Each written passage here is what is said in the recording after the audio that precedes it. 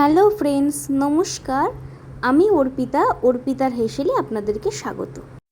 আজকে আমরা বানাতে চলেছি পাকা পটলের ভর্তা। ভর্তা বানানোর জন্য আমি এখানে বেশ কিছু পাকা পটল নিয়েছি। এবার আমি পাকা পটলগুলোকে কেটে নিচ্ছি। এইভাবে মাঝখান দিয়ে দুটুকরো করে এবার আমি চামচের সাহায্যে ভেতরের শাঁসগুলো তুলে নিচ্ছি।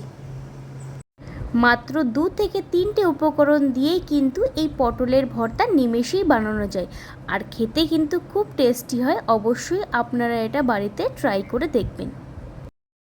পটলগুলো কেটে শাঁস বার করে নিয়েছি, আর এখানে আমি 2টো পেঁয়াজ আর কিছু কাঁচা লঙ্কা কুচিয়ে নিয়েছি। এখন আমি কড়াইতে সর্ষের তেল দিয়ে দিয়েছি ভর্তা করার জন্য।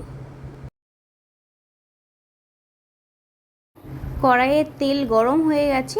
এখন আমি পেঁয়াজ কুচি আর কাঁচা লঙ্কা কুচি দিয়ে দিলাম। ভালোভাবে নাড়াচাড়া করে নেব পেঁয়াজটা লালচে হওয়া পর্যন্ত।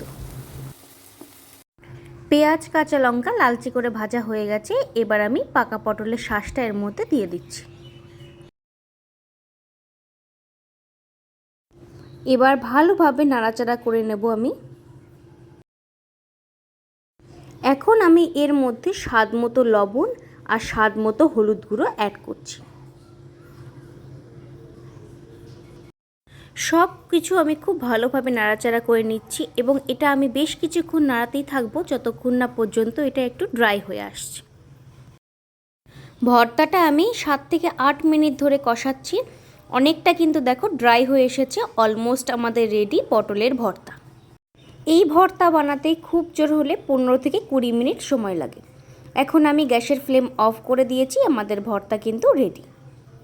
গরম গরম ভাতের সাথে এটা পরিবেশন করবেন, খেতে কিন্তু অত্যন্ত সুস্বাদু লাগে। কেমন লাগলো আপনাদের এই রেসিপিটি অবশ্যই আমাকে কমেন্টস করে জানাবেন। যদি আমার এই ভিডিও আপনাদের ভালো লাগে তাহলে আমার চ্যানেলকে সাবস্ক্রাইব করে আমার পাশে থাকবেন। ধন্যবাদ।